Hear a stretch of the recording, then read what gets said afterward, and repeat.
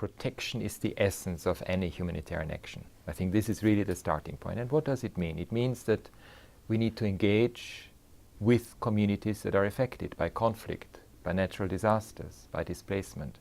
We need to understand their needs. We need to know their rights. We need to understand why they are in a situation that is precarious. In most situations, and it's probably best explained through this protection pyramid, you have the protection cluster. So these are experts. These are people who are dedicated to coordinating among themselves, providing analysis, coming up with options, raising issues that country teams face. The protection cluster does the analysis, it coordinates the services of protection, because there are also services that are provided on sexual and gender-based violence, for example, on child protection, on family separation. And the next level is to ensure that protection mainstreaming actually occurs. And you cannot do this through the protection cluster alone. The protection cluster plays an important role, but it needs to work with each and every cluster through this inter-cluster coordination system that is present within country teams, UN country teams. And it needs to ensure that within the delivery of humanitarian assistance, when we deliver water, sanitation, shelter, non-food items, food items, that we look at each and every of these situations from the perspective of how it impacts on people, how it impacts on the most vulnerable among them, the ones with special needs.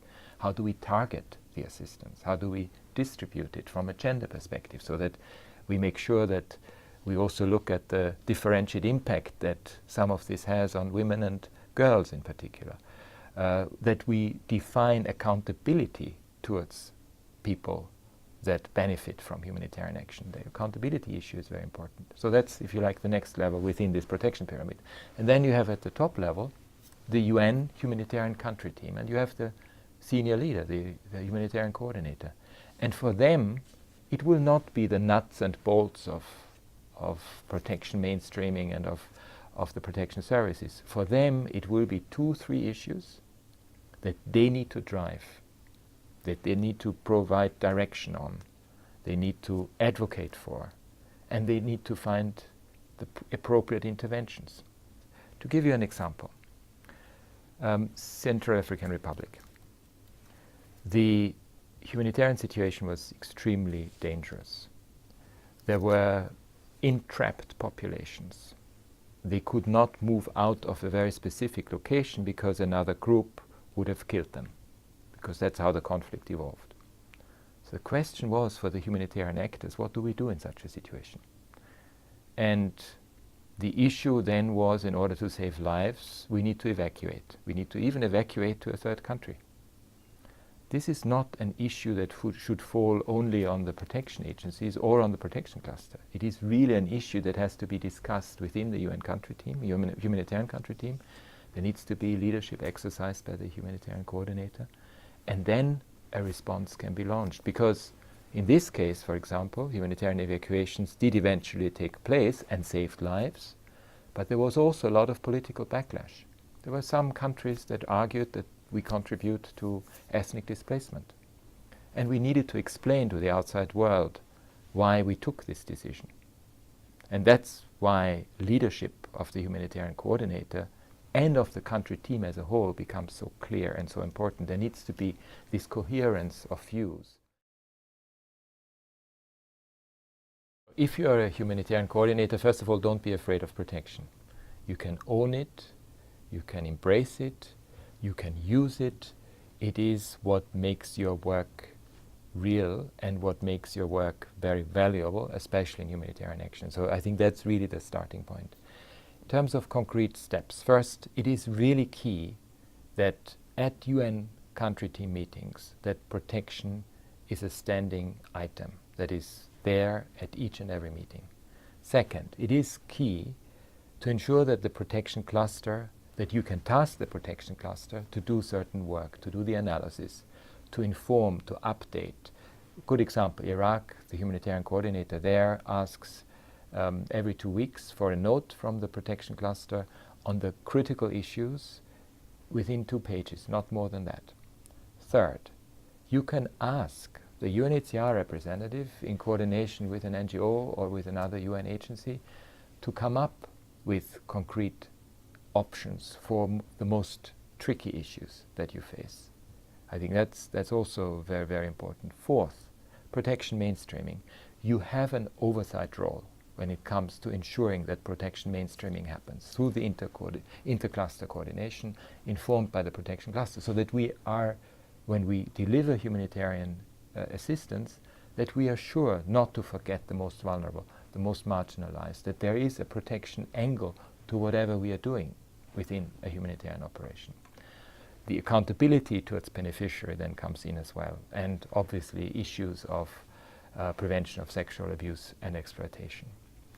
Fifth, it is critical that for the most crucial issues on protection, the most sensitive ones, they may only be 1, 2, or 3 in each humanitarian operation, in each UN country team, that you ensure that there is a strategy attached to it. And that strategy can be worked out through the protection cluster with the UNHCR representative, with the key actors, with options addressed to it.